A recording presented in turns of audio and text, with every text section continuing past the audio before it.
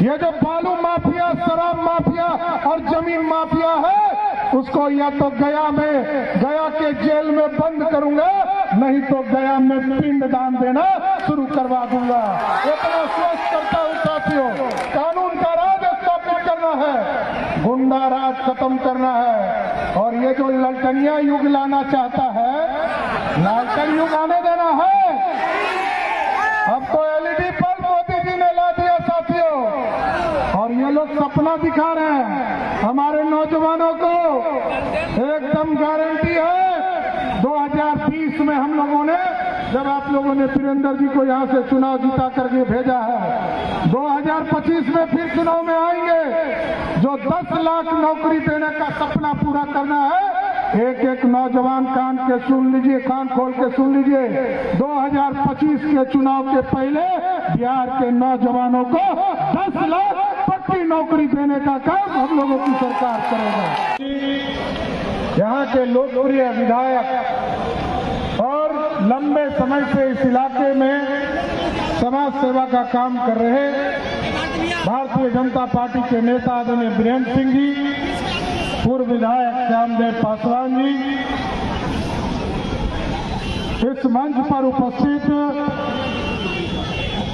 Bharatiya Janata party के तमाम नेतागण, सभी जनता दल यूनाइटेड के नेतागण, लोजपा रामविलास पासवान के सभी नेतागण, हिंदुस्तानी अवाम मोर्चा के नेतागण और इस मंच के सामने उपस्थित तमाम भाइयों, बुजुर्गों, नौजवान साथियों, छोटे छोटे बच्चे और माताएं बहनों, आज जिस चीज की चर्चा आ रही है, सभी नेतागणों ने आपके बीच में रखा है। ये 2024 का चुनाव है साथियों। आपने 2014 में भी सरकार बनाई, 2019 में भी सरकार बनाई, लेकिन साथियों फर्क समझना पड़ेगा। ये 2014 के पहले का भारत नहीं है, आज ये 2024 का भारत है जो दुनिया में डंका बज रहा है। आप स्वयं एहसास करते होंगे, कल तक जो प्रधानमंत्री, जब तक श्रीमती गांधी स्विच नहीं दाबती थी, तब तक मनमोहन सिंह बोलते थे। आज ऐसा प्रधानमंत्री है, यदि पाकिस्तान के तरफ से एक चुटपुटिया बम भी फेंक देना, हिंदुस्तान के तरफ से तोप का गोला शुरू हो जाता है। ये है भारत। और आपने देखा दुनिया में किस तरह डंका बजा।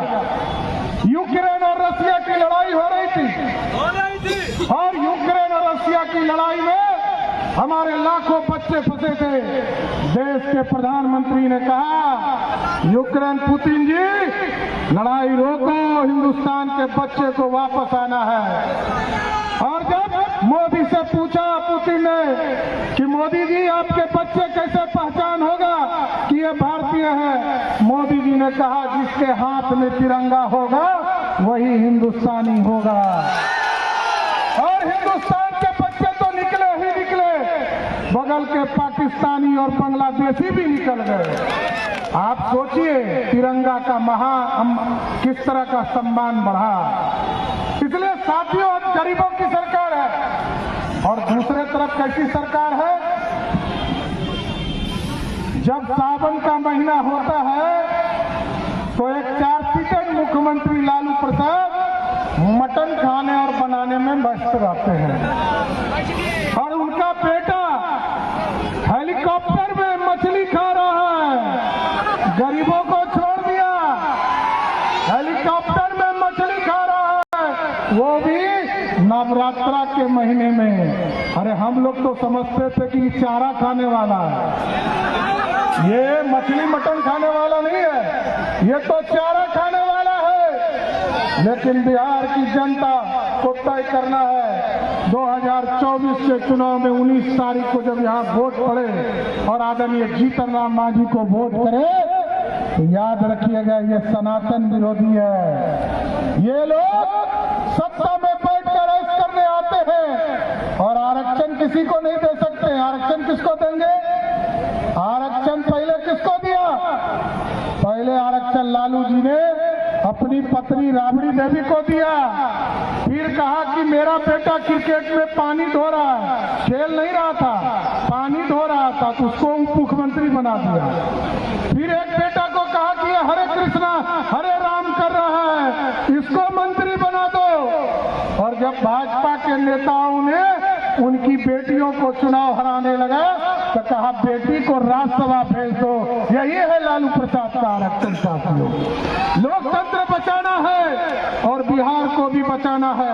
देश विकसित होगा तभी बिहार विकसित होगा, और उसका नेतृत्व जब तक मोदी जी नहीं करेंगे, दूसरे से संभव है क्या? दूसरे से संभव है क्या? इसलिए साथियों हम सब भाई आपके बीच में आए जी।